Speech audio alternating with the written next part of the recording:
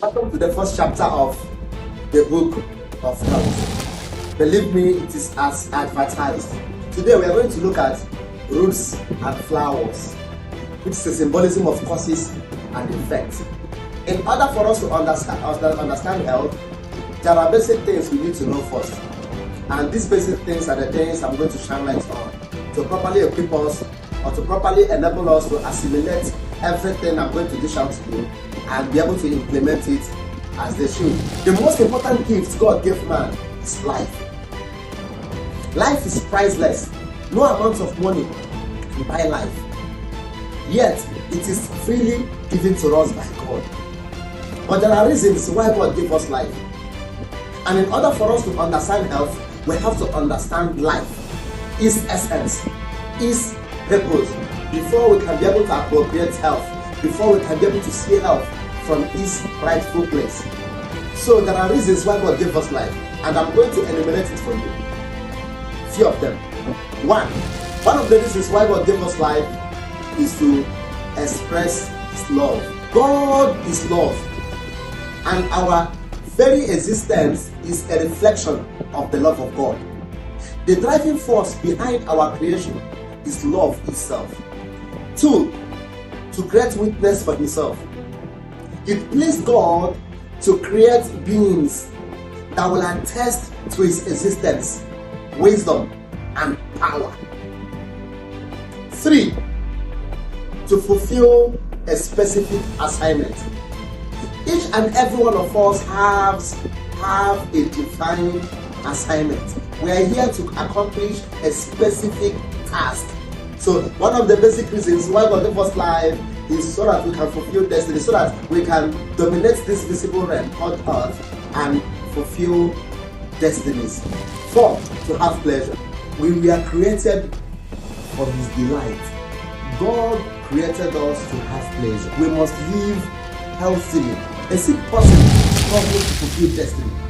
Most sick persons can't fulfill destiny by the reason of their ailment. As a matter of fact, it is almost pointless having long life, having life without good health, except for the hope of recovery. Afterlife itself, the most important asset of a man is health. It does not matter what your dreams are. It does not matter what your aspirations are. It does not matter your goals, what your ambitions is. If you don't have good health, none of these will manifest. That makes the maintenance of our health our first and most important responsibility. God gives life, but it's the duty and the responsibility of a man to maintain it. But we are failing miserably at this simple task. The alarming rate of death, diseases, and bodily affliction is a testament that we are failing at managing our health. It's a proof that we are not managing our health as we should. Why are we failing? One of the governing principles of life is that anything we mismanage, we lose. Anything we don't manage well, we lose. You mismanage it, we lose it. You see the frequency with which people succumb to premature death. These things are not just unfortunate, but they are direct and natural consequences of poor health management. Man is a tripartite being. By that I mean that man is a spirit that has a soul and lives in the body. Your body is your visa that gives you access to interact and do business in this earth realm. Any day that visa expires, you get recalled back. Whether or not you are ready, whether or not your family, whether or not you have fulfilled destiny. Once that visa expires, once this body expires, you are recalled out of this realm. That is why your body must be handled with care. But in this modern age, in this 21st century, we are struggling with this simple task. I have studied this problem. For years, I have probed and have analyzed. I tried to find out what is responsible for all of this. And I found one thing. One thing is responsible for the premature death we are seeing. One thing is responsible for the deformities. One thing is responsible for the diseases and bodily affliction. And that is wrong lifestyle. There have never been a time in history when man embraced unnatural, self-destructive lifestyles like we do today.